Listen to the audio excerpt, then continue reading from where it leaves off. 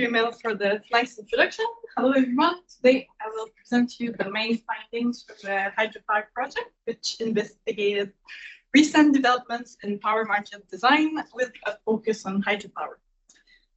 So, when we talk about power market concerns in hydropower-rich regions, it looks a bit like this. When there's a lot of water, everyone's happy, nobody really cares.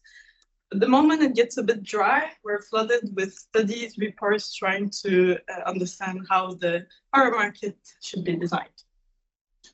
So this is a bit what happened in 2022, when especially southern Norway experienced some kind of drought. And it was even more critical given that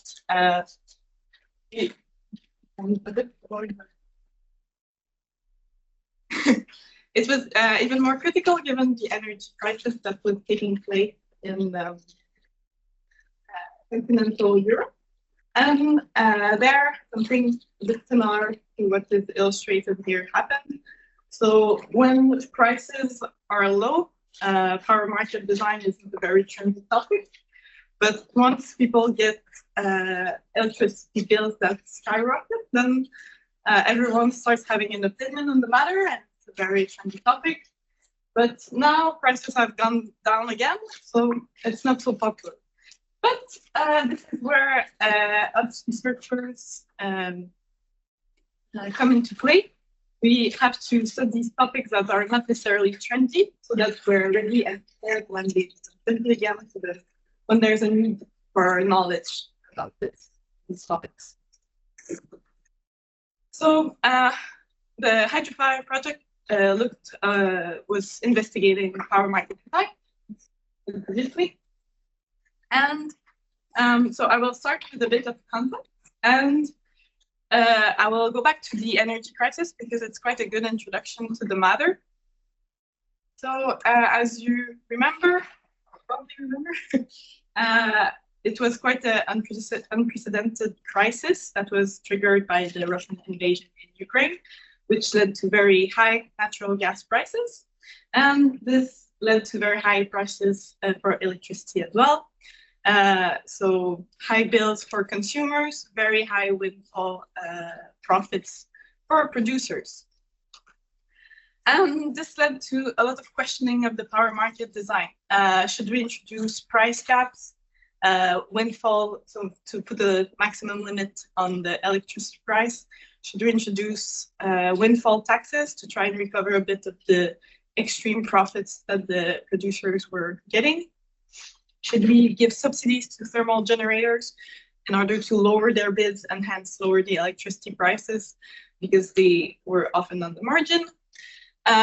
But there were also suggestions for more radical reforms of the power market design, such as splitting the market into two settlements, one for as available, so for renewables, and one for on demand for dispatchable resources like thermal power plants. There was also discussion whether we should have a pay-as-bid mechanism rather than pay-as-clear, or if we should remunerate power plants based on their average cost, which would be evaluated by a central body. So lots of discussion. That would be a very radical change to the power market. And some experts thought that it was important to remind everyone that this crisis was first and foremost a natural gas crisis and an electricity market crisis. So tackling it through the power market design might not be the right solution. However, there was a clear need for improved risk hedging, both on the consumer and producer side. And for this, there are tools that could be used, such as having more long-term contracts. So for renewables, it can be PPAs, CFDs. I'll get into more details later. And also for the consumers, there was this proposition about affordability options. So with the energy crisis, although yes, it might not have been so much a power market issue, there was a lot of discussion about power market design and a lot of focus on affordability because of the very high prices that were affecting the consumers. But when we talk about power market design, it's important to remember that the power market, the power system, actually has three main goals that it's trying to achieve at the same time. It's trying to reconciliate. So it's reliability, sustainability, and affordability. So this is known as the energy trilemma. And so I will bring your attention to the fact that the economic dimension is affordability and not profitability. But if we want to achieve affordability, we have to make sure that all required actors in the power system have the right economic incentives to take part into the market. And in the hydropower project, we thought that this trilemma was very interesting, and we used it actually as a framework for analyzing different power market design. We'll get into this a bit later. So the energy crisis, more of a natural gas problem, but the energy transition is actually bringing a lot of challenges to the power market design. I will try to give you a bit of the big picture of why I'm here. So it all starts with support for variable renewable energy, or VRE. So we're trying to achieve quite ambitious policy goals to decarbonize the power system. But as long as the CO2 emissions are not properly priced, there is a need for support for VRE, unless we won't achieve our goals. But the moment there is some external intervention in the market, there can be distortion. And this can amplify problems that are already existing, such as the missing money and the missing market problems.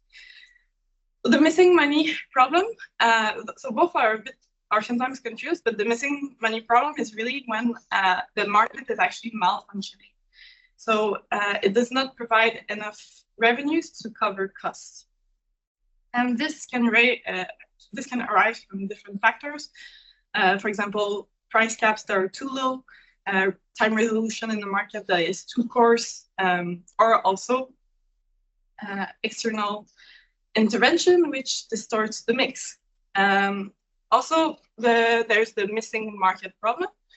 And there, the market is actually functioning well, but it is not, it doesn't cover all that it should cover. So for example, risk and externalities are often perceived as not properly priced. And that can raise issues such as like risk allocation can become quite challenging. So because of the missing money and the missing markets, the economic incentives are not necessarily appropriate anymore. So we might have to fix the problem. So because of the distortion created by the policy and also the uncertainty caused by this policy that can change based on the governments, that can change also based on the changes in public opinion, it creates more uncertainty, so more risk. So it becomes more difficult for investors. So we have to try and compensate for it. So we were talking about remunerating capacity and flexibility to make sure that the traditional resources that are affected by those missing money and missing market problems still have the incentive to participate in the market. So what we see is that by trying to achieve sustainability in the power system, we're compromising the well-functioning of the whole thing. And so we have to fix it to maintain reliability. But the more complex the market becomes, the less efficient it can become. And so this can compromise affordability. So that's something we have to keep in mind. That's one of the big things related to the energy transition in relation to the power market design. And then why look at hydro specifically? Well, hydro has very valuable flexibility for integration of renewables, and it has unique long duration storage capabilities, which are quite hard to reproduce with other technologies. In addition to that, it has unique operational constraints and type of weather dependency, as its production is based on natural water inflows. And it is sometimes forgotten in the discussion between thermal, VRE, and storage, because hydropower is not present in all regions, but where it is present, it could play a very important role for the energy transition, and hence should not be forgotten. And a few more details about hydropower. So in addition to providing energy, hydropower can provide capacity, ancillary services, flexibility, storage. And so it can intervene in lots of aspects in the market. And it also has special features. So it can have high annual variability in production because of the water inflows. And there's also very different levels of dispatchability across the hydropower spectrum, from run-of-river to big reservoirs. So in short, hydropower is a stochastic resource that can help with reliability. So it's a quite unique combination, and it has to be taken into account. So that was for the context. Now we'll dive a bit more into some mechanisms that we looked at in the hydropower project. So power market design is a very broad field. So it's a bit hard to have a good overview of it. So we tried to classify and organize different mechanisms to get a better understanding of what is involved in all this. So we organized different mechanisms based on the 3 dimensions of the energy trilemma, as I have mentioned earlier. So sustainability, reliability, and affordability. So we organized all those mechanisms based on what was their main goal, what they're trying to achieve mostly. And then we created subcategories within those 3 dimensions. So for sustainability, we have global policies and mechanisms. Global meaning that it is those measures do not apply only to the power system. And we have also a lot of very support and financing in the sustainability dimension. For reliability, we divided it into capacity, ancillary services, and flexibility. And for affordability, we divided it into the 3 main parts of the traditional power system. So wholesale market design for the generation side, grid optimization for the transport side, and retail market design for the distribution side. So obviously there's overlaps across all these subcategories, but it's a start for a better understanding. So that's the things we looked at. Don't try to read everything, please. Today we'll just look at this selection. So we'll have a focus on hot topics. So mechanisms that were highly discussed in relation to the energy crisis. And we'll also look a bit more at mechanisms that are especially relevant for hydropower. Another way also to organize all those mechanisms is based on their time horizon. So power market design, or just the power market in general, covers various time horizons. So it goes from real time, less than a second, to the very long term. We're talking there like a few decades. And different parts of the power market apply to different time horizons. So in the very short term, we have ancillary services. In the very long term, we have things that apply to investments and global policies and mechanisms that hopefully are predictable over several years. And we have a lot of things in between. And it's also interesting, if we're focusing on hydropower, to look at what are the different considerations for hydropower over all these time horizons. So in the very short term, it's interesting to know that, yes, hydropower can provide inertia, it has ramping abilities, it can provide reserves. If we move a bit to the short term, but what is typically called the short term, so they have a few days maybe, and it's unit commitment, short-term scheduling of hydropower. And when we go to the medium term, so a few months, few years, it's more about storage management, trying to allocate the water in the most efficient way. And there we have the computation of the water values, which is a very important part of the bidding process for hydropower. And in the very long term, as for other technologies, we have investments and refurbishments. And especially in the context of the energy transition, there's often evaluation whether it's possible to refurbish existing hydropower plants such that they have higher capacity and higher flexibility abilities. And so if those services are valuable to the power system, then we have to make sure that they are properly remunerated.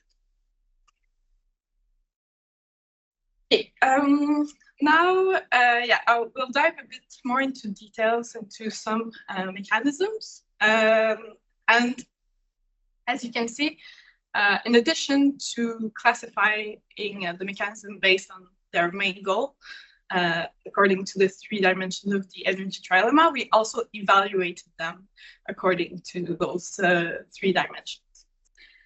So that's what the colors represent. So when it's green, then it's quite positive. Orange, it's a bit more challenging. And yellow, it's neutral, or there's pros and cons. Obviously, this is not like a definitive evaluation. It's just to start the discussion.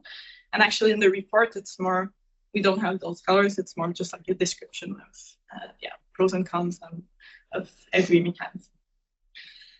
So first, I'll start with things that were highly discussed in relation to the energy crisis.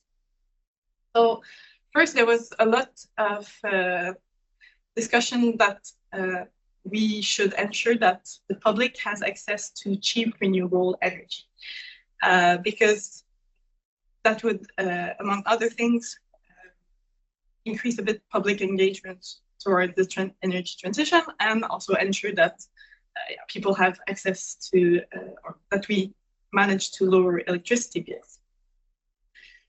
So 2 options that were discussed a lot was, it's 2 types of long-term contracts. So contracts for differences, CFDs, and power purchase agreements, PPAs. So long-term contracts, we're talking about 15 years. And it's very positive for renewable investors because it provides it secure a price for renewable generation. The difference between the 2, at least in Europe, is that CFDs are typically contracts that are signed with a central body, whereas PPAs, they're just bilateral agreements. So very positive for renewables. However, for reliability, it's not ideal because in those contracts, there's typically no incentive for flexibility. And yes, renewables can provide some flexibility to a certain extent. But there are some proposition to modify a bit those contracts to bring some market exposure so that there's a bit of incentive to be a bit flexible. So that was for the renewables. And then, there were talks about reforming completely the power market, the wholesale market design.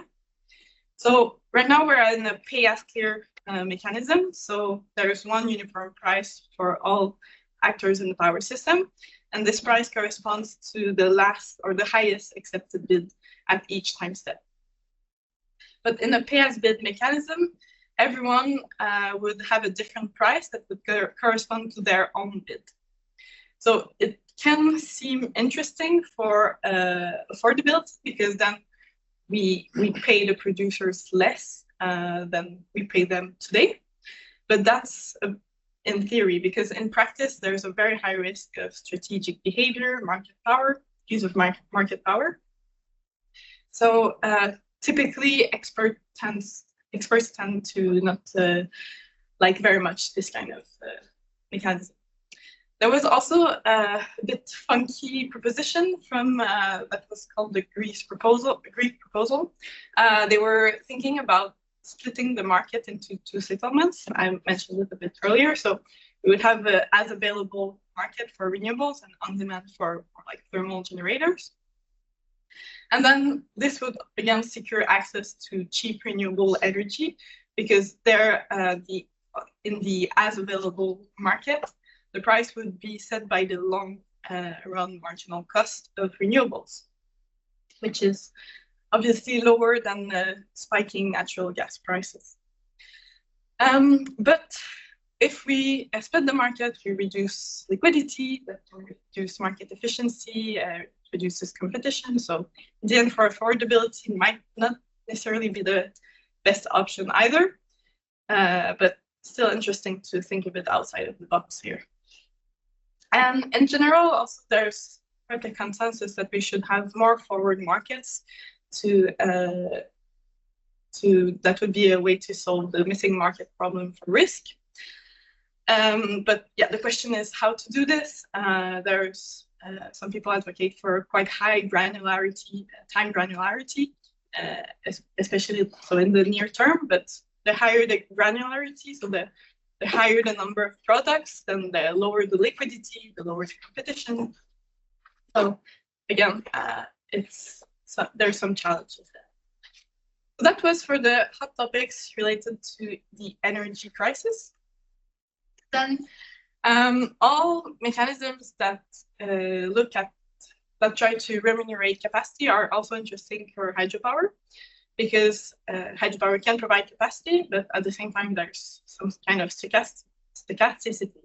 So it's interesting, or it's important to make sure that that hydropower receives the right incentives with those mechanisms.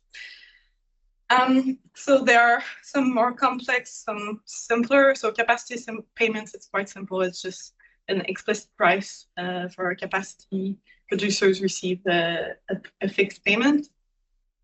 With this, there is a risk of overpayment. So that's not necessarily the best thing for affordability.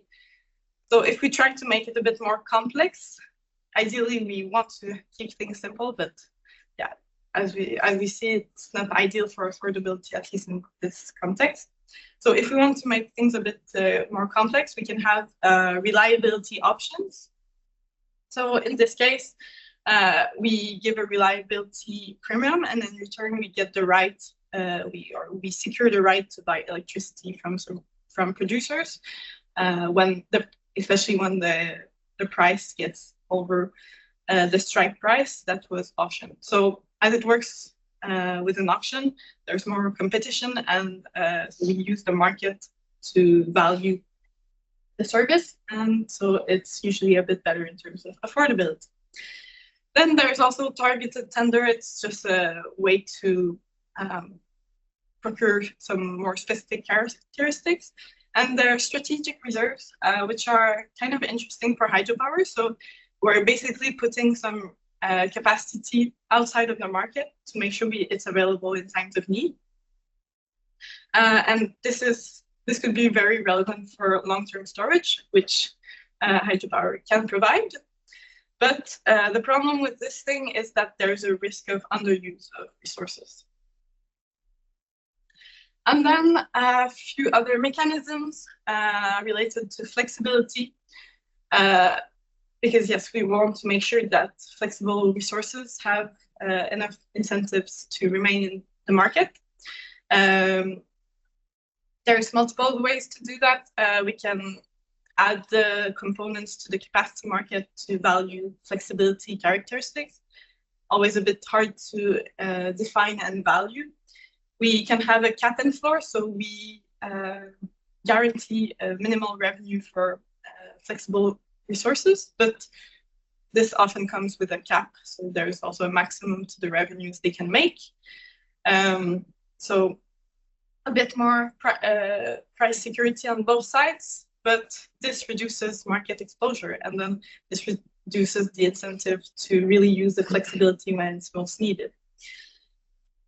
Suppliers' obligations, it's market-led approach, but initiated by some legal requirements coming from the government. And there's also flexibility contracts, which is kind of a CFD, so the long-term contracts for renewables.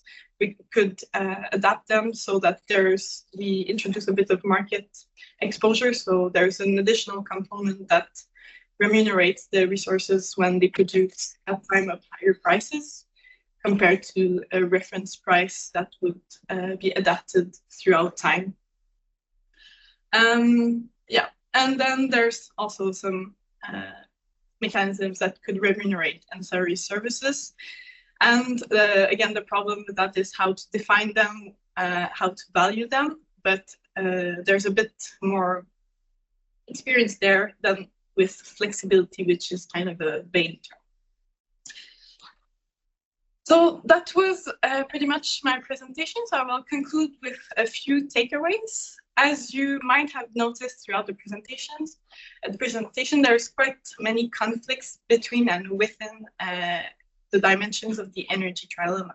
So for example, if we want to make sure that we provide income certainty for investors and price stability for consumers, it's often at the expense of market efficiency. If we want clear requirements for the power grid needs, or if we want to achieve specific policy goals, this reduces market liquidity and competition.